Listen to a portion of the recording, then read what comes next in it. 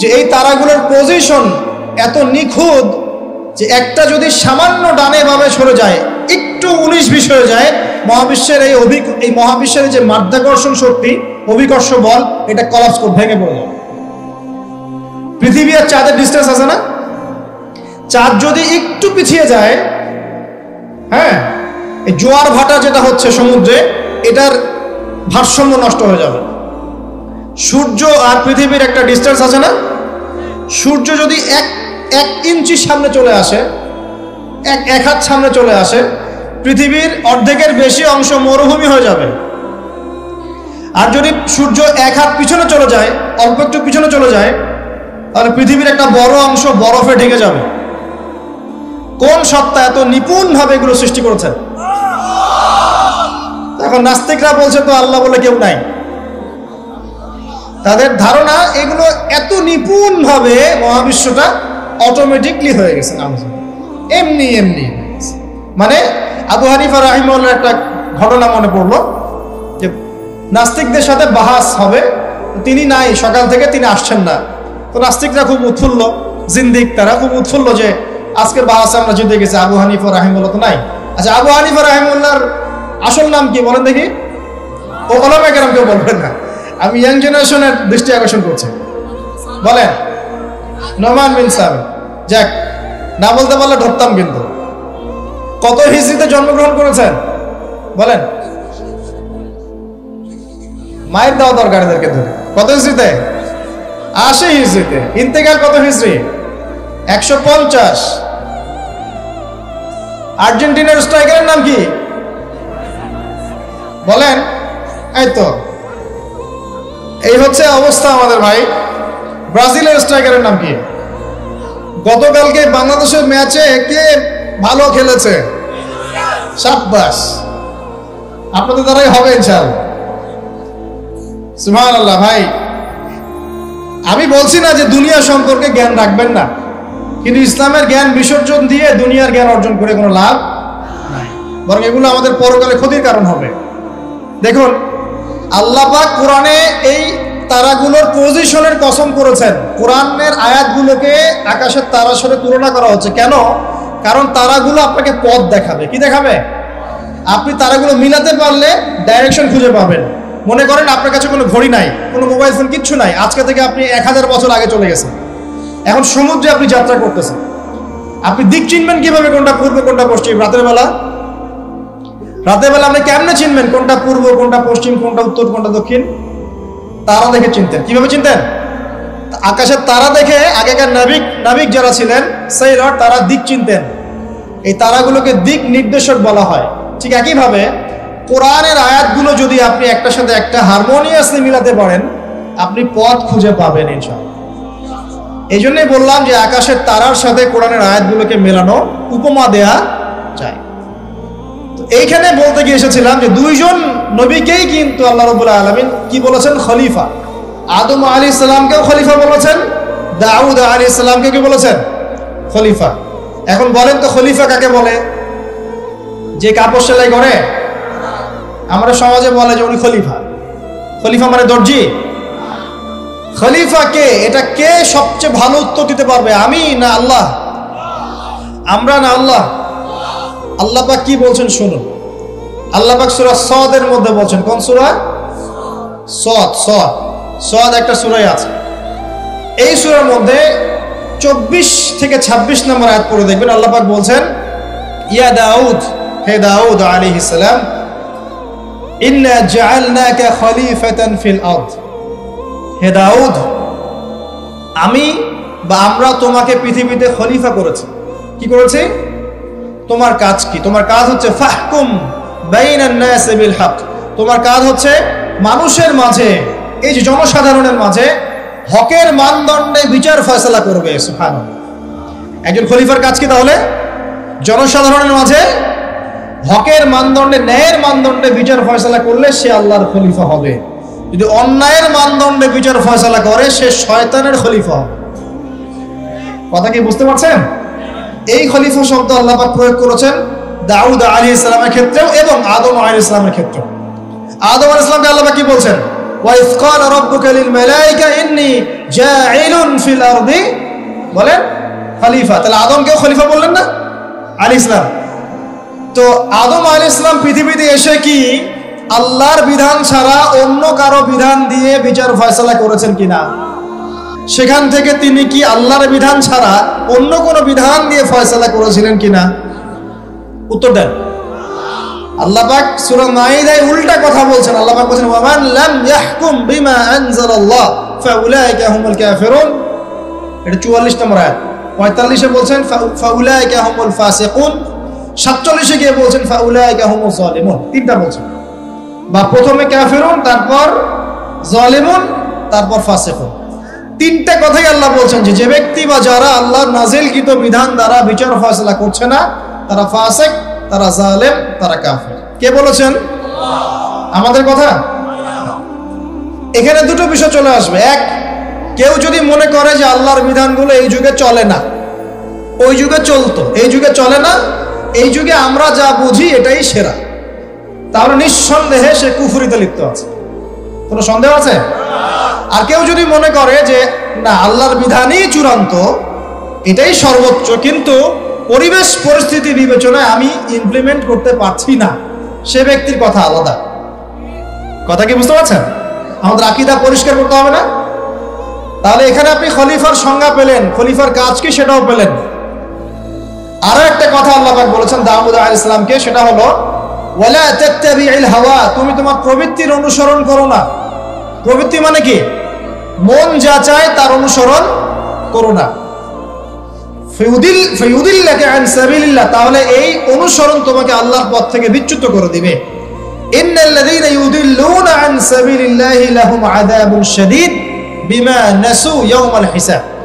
যারা নিজের মন গড়া প্রবৃত্তির অনুসরণ করেছে তারা আল্লাহ পাকের সরল পথ থেকে বিচ্যুত হয়ে গেছে, এবং আল্লাহ পাক তাদেরকে কঠিন শাস্তি দিবেন, কারণ তারা কিয়ামতের দিনটাকে ভুলে গেছে। প্রিয় ভাইরা, আমরা ওয়াদা করে এসেছি আল্লাহর কাছে। কি ওয়াদা করেছি? যে আল্লাহ আমাদের রব। তাহলে দুনিয়াতে আসার পর কি আমরা আল্লাহর সাথে শিরিক করতে পারবো? আল্লাহর বিধান ছাড়া অন্য কারো বিধান মানতে পারবো? আল্লাহ পাকের হালালকে হারাম করতে পারবো? আল্লাহর হারামকে হালাল করতে পারবো? নাকি আমাদের উচিত হবে আল্লাহর সমস্ত বিধানের সামনে আত্মসমর্পণ করা? কোনটা? ইসলাম মানে কি? বলবে শান্তি। ঠিক আছে, শান্তি একটা শব্দের অর্থ হয়, ইসলাম শব্দের প্রকৃত অর্থ হচ্ছে আত্মসমর্পণের মধ্য দিয়ে শান্তি অর্জন করা। আল্লাহর হুকুম আহকামের সামনে আত্মসমর্পণের মধ্য দিয়ে কি করা? শান্তি অর্জন। আত্মসমর্পণ কেমন হবে?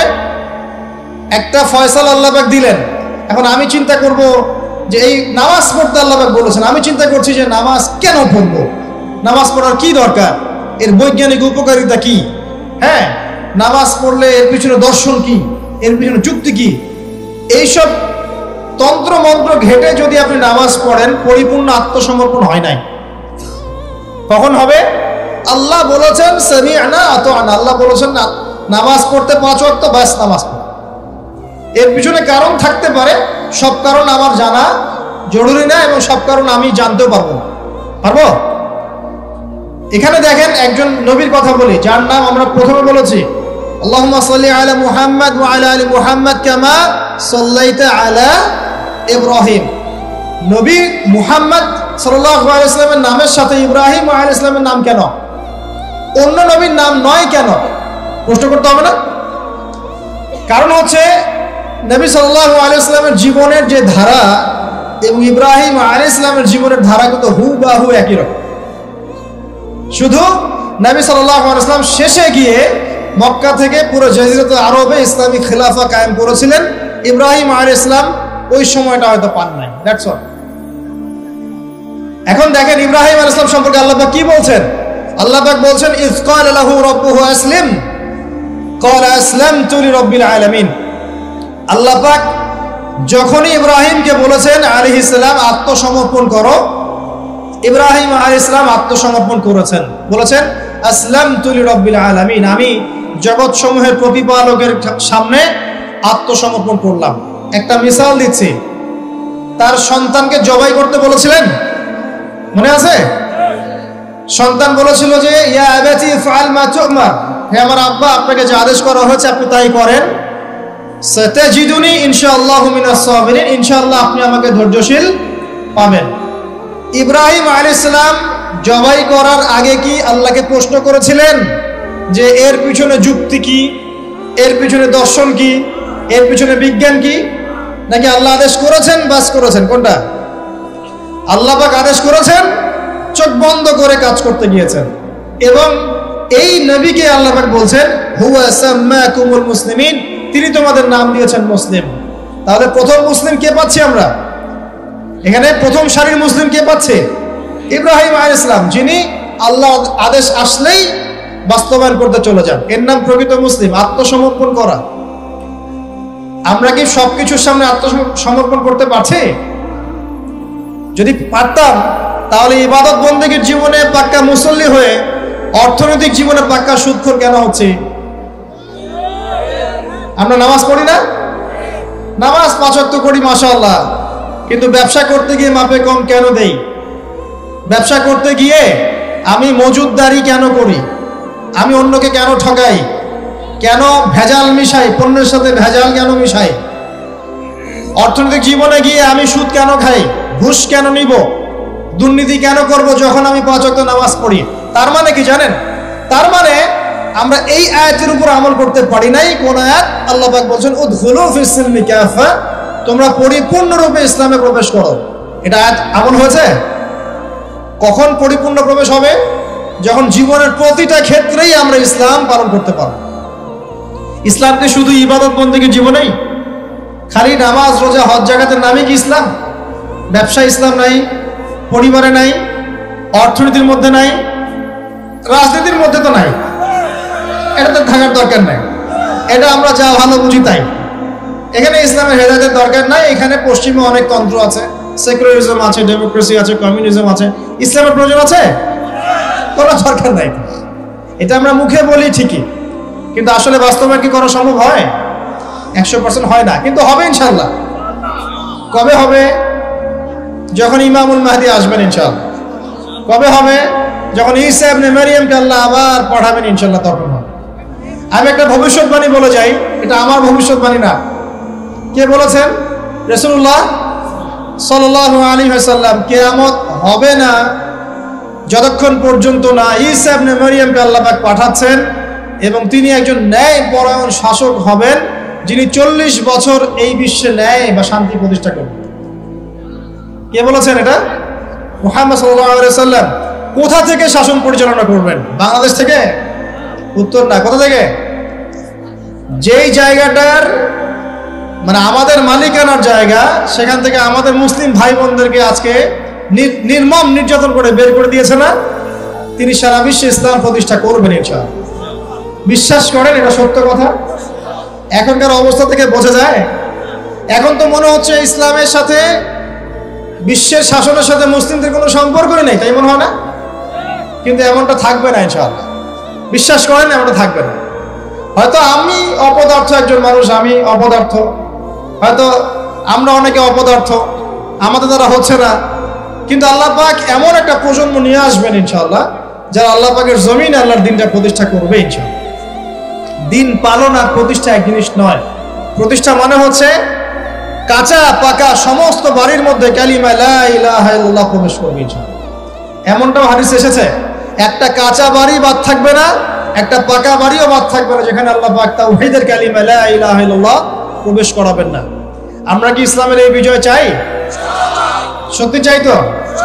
তাহলে আজকে অ্যালার্ম দিব আর রাত্রেবেলা খেলা দেখতে উঠে যাবো ইনশাআল্লাহ, নাকি ভাই? এই বিজয় চাইলে কি লাগবে আমাদের? আমরা পশ্চিমা সংস্কৃতি অনুসরণ করব, ওদের মতো করে তেলাপোকা ছাড় দিব নাকি? তেলাপোকা ছাড় বোঝেন নাকি?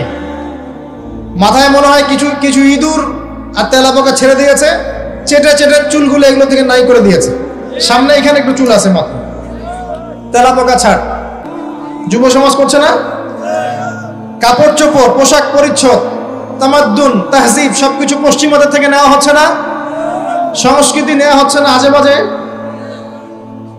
সুদ ঘুষের সংস্কৃতি চলছে না? অশ্লীলতা পর্নোগ্রাফি চলছে না? বেলাল্লাপনা, বেহায়াপনা চলছে না, বেপরদামি চলছে না? এগুলো করতে থাকলে কি আমরা সেই বিজয়ী জাতি হতে পারবো কিনা? আমার খোলা একটা প্রশ্ন আপনার কাছে, আমি তো আপনাকে কিছু চাপাই দিতে পারবো না, পারবো? একজন দায়ী বা একজন আলেম বা যে মুআল্লিম, তার কাজ কতটুকু? এতটুকু, এই 2 লাইন, ফাযাক্কির, তুমি উপদেশ দিবে, ইন্নামা আনতা মুযাক্কির, তুমি উপদেশ দাতা, লাস্তা আলাইহিম বিমুসাইতির, তুমি মানুষের উপরে দারোগা নও। আমরা কি দারোগা? শুধু প্রচার করা।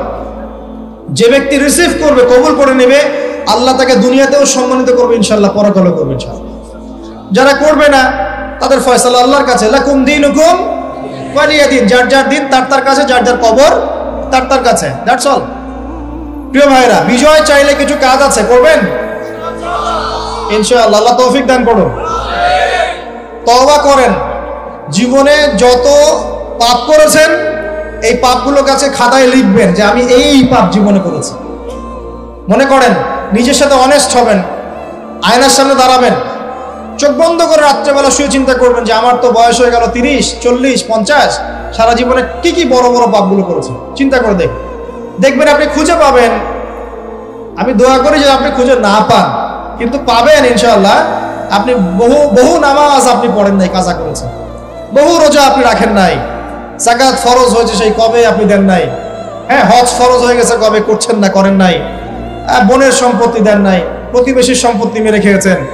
কোনো কোনো ক্ষেত্রে দেখা যেতে পারে, এটাও হতে পারে এমনটাও যে আপনি জনগণের সম্পদও মেরে খেয়েছেন, এমন হতে পারে আপনি করাপশনে ছিলেন, হতে পারে জিনা করেছেন, মদ খেয়েছেন, ইত্যাদি ইত্যাদি, সুদ খেয়েছেন।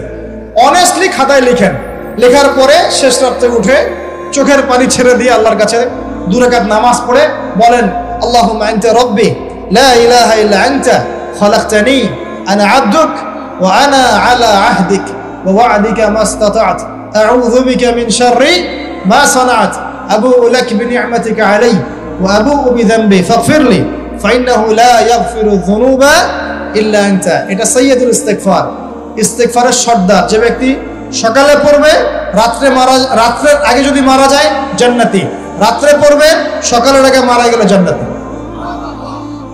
হিসনুল মুসলিম বইয়ের মধ্যে আছে। কোন বই? হিসনুল মুসলিম। তোমরা যে ফোন সারাদিন চালাও, ভালো কিছু অ্যাপস ডাউনলোড করো, হিসনুল মুসলিম একটা অ্যাপসও আছে, ডাউনলোড করে দেখো, সব দোয়া কালামগুলো এখানে দেয়া আছে, আছে না? আচ্ছা, এটা যদি না পড়েন এতটুকু বলবেন, আস্তাগফিরুল্লাহাল্লাযী লা ইলাহা ইল্লা হুয়াল হাইয়ুল কাইয়্যুম ওয়া আতুবু ইলাইহি। চোখের পানি ছেড়ে দিয়ে পাপ থেকে তওবা করে আগে ফিরে আসতে হবে। এটা কাজ নাম্বার 1। এটা কত নম্বর কাজ?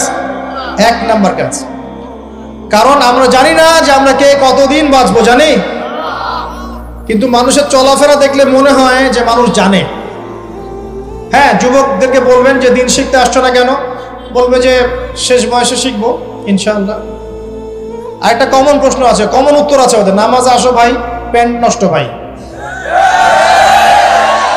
তো তোমার বিষয়টা কি এতই দুর্বল যে প্যান্ট বারবার নষ্ট হয়ে যায়? এত দুর্বলতা থাকলে তো সমস্যা, তখন তো বৈবাহিক জীবনেও তুমি হ্যাপি হতে পারবে। আর এই দুর্বলতার কারণ কি জানো? পর্নোগ্রাফি। পর্নোগ্রাফির মধ্য দিয়ে গোপন পাপ, তাই না ভাই? এই যুগে এইসব পাপ থেকে বেঁচে থাকা খুবই ডিফিকাল্ট, খুবই ডিফিকাল্ট। কিন্তু বিশ্বাস করেন, এই কথাটা শোনেন, যদি কোনো ব্যক্তি, যুবক, স্পেশালি যুবক যার যৌবনের তাড়না আছে, এই যুবক যদি পবিত্র জীবন যাপন করতে পারে, আল্লাহ পাক ওই যুবককে দেখে অবাক হয়ে যান। এবং কেউ যদি প্রকাশ্য গোপন জেনা থেকে বেঁচে থাকতে পারে, সাক্ষাৎ মৃত্যুর হাত থেকে আল্লাহ তাকে বাঁচাতে পারেন। আমি দলিল ছাড়া কথা বলবো না, এখানে দলিল দিচ্ছে শোনেন। 3 জন ব্যক্তি বের হয়েছে, ঝড়, বিশাল ঝড়, গুহায় আশ্রয় নিয়েছে, ঝড়ে পাথর দিয়ে গুহার মুখ বন্ধ হয়ে গেল। এটা হাদিস, কিন্তু আলেম ওলামারা জানবেন, আপনাদেরকে বলছেন হাদিসে আছে। কিন্তু এখন গুহার মুখ খোলার কোনো অপশন নাই। এখন 3 জন পরামর্শ করছে, আমাদের কিছু নেক আমল দিয়ে আল্লাহর কাছে দোয়া করি, চল। নেক আমলের ওসিলা দিয়ে দোয়া করা যায়, নেক আমলের ওসিলা করে দোয়া করতে হয়, এটা একটা ভালো কাজ। সদকা করেছেন, এই ওসিলা দোয়া করেন যে আল্লাহ আমি সদকা করেছি, আল্লাহ এই ওসিলা আমার রোগটা ভালো করে দাও, আমার মাকে শেফা দিয়ে দাও, ইত্যাদি ইত্যাদি। আর আমরা সৎকা করলে আগে নাম লিখাই, অমুক সাহেব 5000, অমুক 1000, অমুক 200। আরে ভাই, সৎকা করলাম তো আল্লাহর জন্য, মানুষকে জানানোর কি দরকার আছে? এই লৌকিকতা ত্যাগ করতে হবে না? আমি এই উম্মতের উপরে একটা ফিতনাকে নিয়ে ভয় করি, সেটা হলো রিয়া বা গোপন পাপ, গোপন শিরক। রিয়া বা গোপন শিরক মানে মানুষ অন্যকে দেখানোর জন্য আমল করি না আমরা এটা? যখন মৌসুম আসবে তখন বলবে যে আমরা মুসলিমদের সাথেই আছি, আপনার রায়টা আমার পক্ষে দিয়েন, ঠিক আছে? তখন মৌসুম শেষ, ভুলে যাবে মানুষ মানুষকে। শোনেন, একজন দোয়া করছে, আল্লাহ আমার বৃদ্ধ পিতামাতা ছিল, তাদেরকে দুধ পান না করে আমি দুধ পান করতাম না, আমার সন্তানদেরকেও পান করাতাম না। এই আমলটা আল্লাহ যদি তোমার কাছে কবুল হয়, আল্লাহ তুমি আজকে এই পাথরটা সরিয়ে দাও। পাথরটা একটু সরে গেল। সুবহান। পাথর আল্লাহর হুকুম শোনে না? শোনে না? আগুন আল্লাহর হুকুম শোনে নাই? ইব্রাহিম আলাইহিস সালামকে ফেলা হচ্ছে, আল্লাহ পাক বললেন না, ইয়া নার কুনি বারদান ওয়া সালামান আলা ইব্রাহিম? আগুন ঠান্ডা হয়ে যায়নি? এই প্রকৃতি আল্লাহর কথা শোনে। দুইটা মাখলুক আল্লাহর কথা খালি শোনে না। দুইটা মাখলুক আছে আল্লাহর কথা শোনে না। এক নাম্বার হচ্ছে মানুষ, আর দুই নাম্বার কি? জিন। আর এই জন্য এই দুই শ্রেণীর ব্যাপারে আল্লাহ বলেছেন, ওয়ালাকাদ যারানা লি জাহান্নামা কাসীরাম মিনাল জিন্নি ওয়াল ইনস। আমি জাহান্নাম পরিপূর্ণ করব প্রচুর মানুষ আর জিন দ্বারা। নাউযুবিল্লাহ। আগে মনে করতাম, যখন বয়সটা আরো কম ছিল, যে আল্লাহ পাক মানুষকে কিভাবে জাহান্নামে দিতে পারবেন। আল্লাহ পাক গফুর রহিম। এখন বুঝতে পারছি, পরিবেশ দেখে, এই বিশ্ব বৈশ্বিক প্রেক্ষাপট দেখে, গবেষণা করে, পড়াশোনা করে, যে জাহান্নামে যাওয়ার উপযুক্ত যদি কোনো প্রাণী থেকে থাকে, সেটা হচ্ছে মানুষ। জানেন, জাহান্নামে যাওয়ার যদি উপযুক্ত কোনো প্রাণী এই মহাবিশ্বে থাকে, সেটা হচ্ছে মানুষ। এই জন্য আল্লাহ রাসূল একটা হাদিসে বলেছেন, 1999 জন মানুষ যাবে জাহান্নামে। বলেন নাউযুবিল্লাহ। আবার এমন হাদিস আছে যে বিনা হিসেবে 70,000 মানুষ যাবে জান্নাতে। কোনো হিসাব নাই, বিনা হিসাবে জান্নাতে। আবার একটা হাদিসে আসছে, প্রত্যেক হাজারের সাথে 70,000 করে। সাহাবীরা খুশি হয়ে গেলেন যখন তারা জানলেন যে বেশিরভাগ জান্নাতি হবে উম্মতে মুহাম্মাদের। সুবহানাল্লাহ। উম্মতে মুহাম্মাদের জান্নাতে যাওয়ার একটা হাদিস বলে দেব? একটা হাদিসের আমল করতে পারবেন? মেরাজের রাতে নবী সাল্লাল্লাহু আলাইহি ওয়াসাল্লামকে আল্লাহ পাক ওয়াদা করেছেন, হে মুহাম্মদ সাল্লাল্লাহু আলাইহি ওয়াসাল্লাম, তোমার উম্মতের মধ্যে যে কোনো ব্যক্তি যদি শিরিক না করে মারা যায়, আকাশ জমিন সমান পাপ থাকলেও আমি আল্লাহ তার সামনে আসমান জমিন সমান ক্ষমা নিয়ে হাজির হব। শিরিক না করে মারা গেলেই জান্নাতে যাবে ইনশাআল্লাহ। যদি সে চুরিও করে, জিনাও করে, ইনশাআল্লাহ আল্লাহ পাক হয়তো শাস্তি দিয়ে তাকে মাফ করে দিবেন। মৃত্যুর যন্ত্রণায় অনেক গুনাহ মাফ হয়ে যাবে ইনশাআল্লাহ। কবরের আযাবে অনেক পাপ মাফ হয়ে যাবে ইনশাআল্লাহ। আবার হাসরের মাঠেও মানুষ দাঁড়া থাকবে 50,000 বছর, এই কষ্টেই অনেক গুনাহ মাফ হয়ে যাবে ইনশাআল্লাহ। আল্লাহ পাক তার রহমতের চাদরে ঢেকে নেবেন, ইনশাআল্লাহ গুনাহ মাফ হবে। শিরকের পাপে যাওয়া যাবে না, আল্লাহ তৌফিক দান করুন।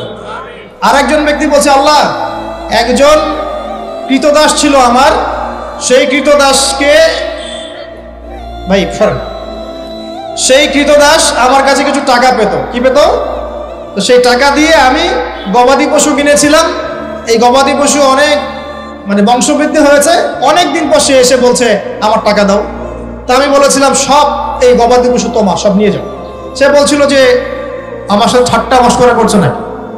তখন সেই ব্যক্তি বলছে, না ঠাট্টা করছি না, তোমার টাকা থেকে কিনেছিলাম, এর বংশবৃদ্ধি হয়েছে, সবই তোমার, তুমি নিয়ে যাও। তিনি বলছেন, আল্লাহ এই দানটা যদি তোমার কাছে পছন্দ হয়ে থাকে, আল্লাহ আজকে এই মুখটা তুমি সরিয়ে দাও, পাথরটা সরিয়ে দাও। পাথর একটু সরে গেল। আরেকজন ব্যক্তি যার কথা আমি আপনাকে বলছি, এই যে গোপন পাপ, জেনা, free mixing, girlfriend boyfriend culture, এই সংস্কৃতির মধ্যে যারা আছেন তাদের জন্য এই লাইনটুকু। এই ব্যক্তি বলছেন, হে আল্লাহ আমার একজন চাচাতো বোন ছিল। কে ছিল? কাজিন, চাচাতো বোন। সে খুবই সুন্দরী ছিল, মাশাআল্লাহ।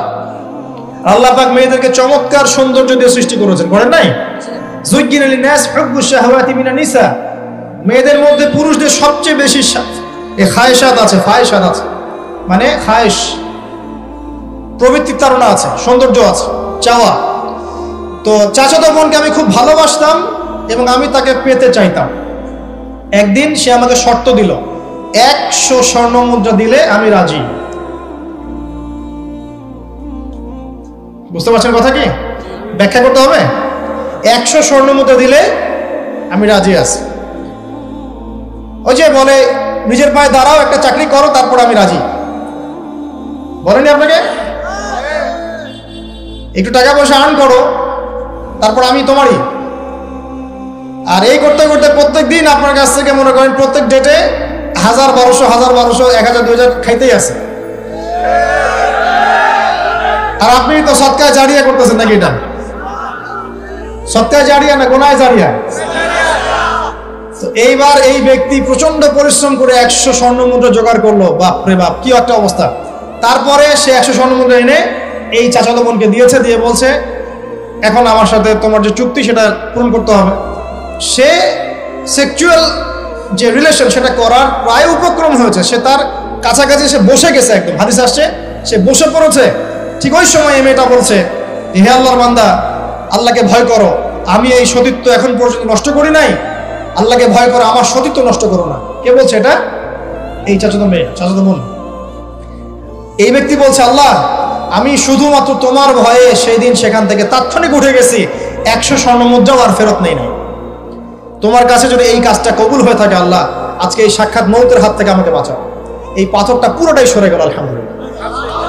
আমি দলিল দিলাম আপনাকে যে দেখেন, যদি আপনি জেনা থেকে দূরে থাকতে পারেন, আল্লাহ পাক আপনার সব পাপ তো মাফ করে দিবে ইনশাআল্লাহ। আল্লাহ পাক আপনাকে সাক্ষাৎ মৌতের মতো বিপদ থেকে বাঁচাতে পারবেন ইনশাআল্লাহ। প্রিয় ভাইরা, তাহলে আমাদের প্রথম কাজ তওবা করে ফিরে আসা। তৃতীয় কাজ হচ্ছে একজন ব্যক্তিকে আদর্শ মেনে পুরো জীবনটা তার আদর্শে গড়ে তোলা। উঠা বসা, চলা ফেরা, ঘুম, খাওয়া দাওয়া, এভরিথিং। পারবেন? চেহারা, সুরত, চুল টুল সবকিছুই। দাড়ি থাকবে চেহারায়, গর্বের সাথে দাড়ি রাখবেন, গর্বের সাথে বুক ফুলিয়ে দাড়ি রাখবেন। তাকওয়ার লেবাস পরবেন, পোশাক পরবেন, ঠিক আছে? মোচ ছোট করে ফেলবেন, টাকনুর উপরে কাপড় উঠিয়ে ফেলবেন, ঠিক আছে? লেবাস, পোশাক, কথাবার্তা, আমল, আকীদা, আখলাক সবকিছু কার মতো হবে? রাসূলুল্লাহ সাল্লাল্লাহু আলাইহি ওয়াসাল্লামের সুন্নাত মোতাবেক। এটা আপনার 2 নম্বর কাজ। 3 নম্বর কাজ হচ্ছে পড়াশোনা করা। কি করা? দ্বীনি ইলম অর্জন করা। আগে সহজ বইগুলো পড়বেন, তারপর আস্তে আস্তে কঠিন বইয়ের দিকে যাবেন। এবং পড়াশোনার সময় উলামায়ে কেরামের সাথে সম্পর্ক রাখবেন। একা একা পণ্ডিত হতে যাবেন না, তাহলে সমস্যা আছে। একা পণ্ডিত অনেক মানুষ এখন বলে যে আলেম ওলামাদের সাথে সম্পর্ক রাখার দরকার নাই, বইপত্র নিজে পড়বা, বুখারী, মুসলিম, তিরমিজি, নাসাই, আবু দাউদ, মিশকাত সব নিজে পড়ে নিজেই ইস্তিহাদ করে মুস্তাহিদ হয়ে যাবে। এরকমও ফিতনা কিন্তু চলছে সমাজে। এগুলো ভয়ঙ্কর ফিতনা।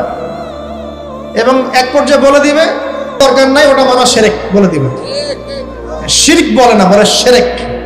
জানি না এই বানান কোথায় আছে, এই বানানটা আছে নাকি আমার? এবং এই কমিউনিটির মধ্যে আমি এমনও মানুষকে দেখেছি, সামনে শায়েক টাইটেল আছে, শায়েক বলেছে, দাঁড়ান, একটা কোরআনের আয়াত তেলাওয়াত করতে 20টা ভুল করে ফেলছে। আবার স্টেজে উঠে বড় বড় মুফতি যারা, হানাফি ফিকহের বড় বড় মুফতি যারা, তাদেরকে চ্যালেঞ্জ করছে যে বাহাসে আসো, আমি বুকের বাড়া থাকলে আমার সামনে বাহাসে আসো।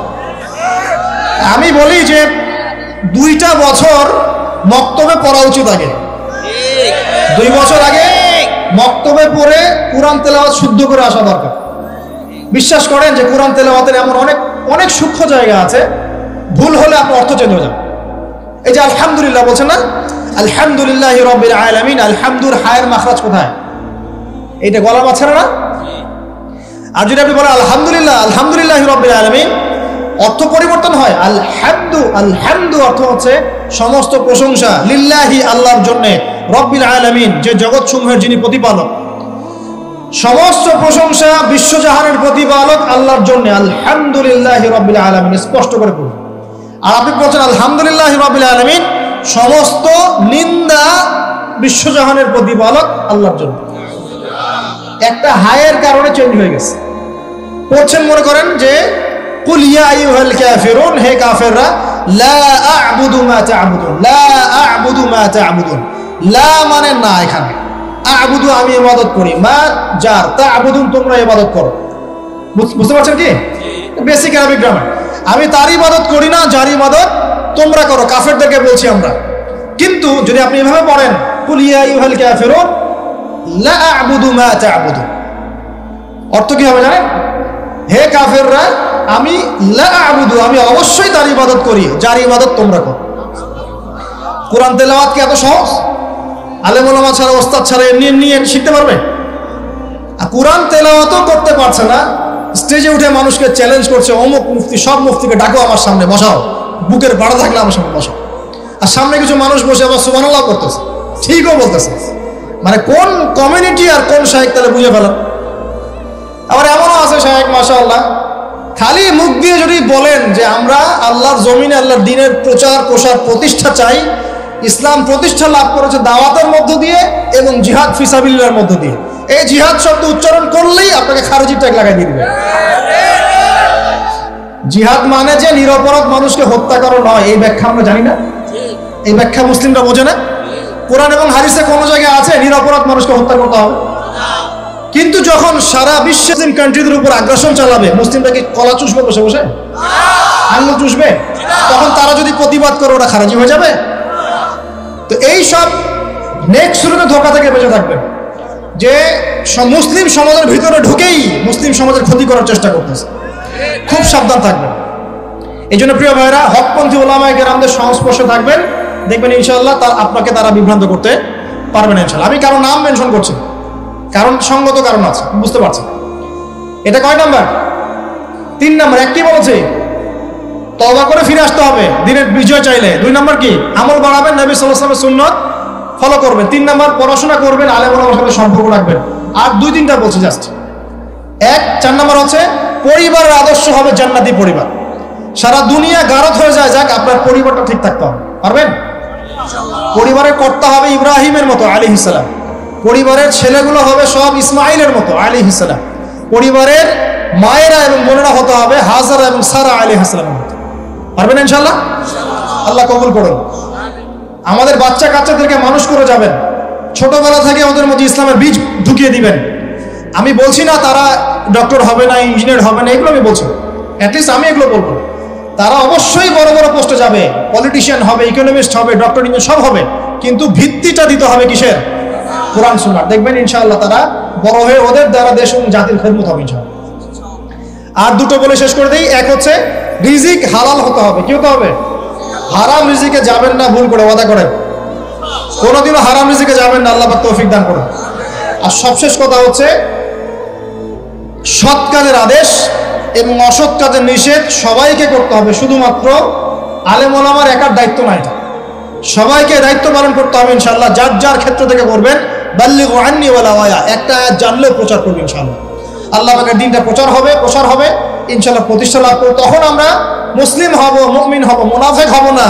যে ব্যক্তি কথা বললেই মিথ্যা বলে, ওয়াদা করলে কি করে? খেলাফ করে, আর আমানত রাখা হলে কি করে? খেয়ানত করে, এবং যখন উত্তেজিত হয়ে যায় তখন উচ্চ স্বরে গালিগালাজ করে। আল্লাহ পাক আমাদের সবাইকে মুনাফিকের এই 4 খাসলত থেকে বাঁচিয়ে রাখুন। আল্লাহ পাকের জমিনে তার দ্বীনের প্রচার প্রসার করার তৌফিক দান করুন। আমাদের পরিবারের মূল্যবোধ ঠিক করে দিন। আমাদের সবাইকে হকপন্থী আলেম ওলামার সাথে সম্পর্ক রাখার তৌফিক দান করুন, এবং জ্ঞান অর্জন করে তওবা করে ফিরে আসার তৌফিক দান করুন। আজীবন ইসলাম শক্ত করে আঁকড়ে ধরার তৌফিক দান করুন। আমিন।